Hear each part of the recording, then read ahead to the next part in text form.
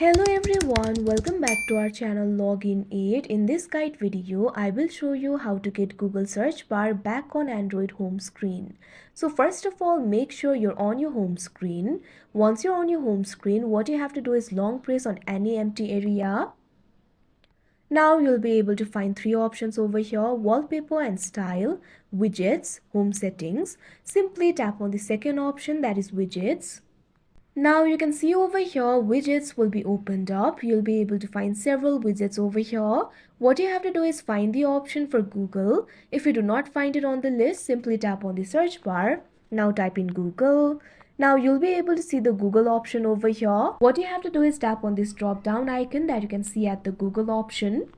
Now you can see over here the Google options will be opened up. Over here you'll be able to find the Google search bar. So what you have to do is long press on it. Now you can see over here you'll be able to drag it and place it wherever you want on your home screen. Simply drag and release on any area of your home screen.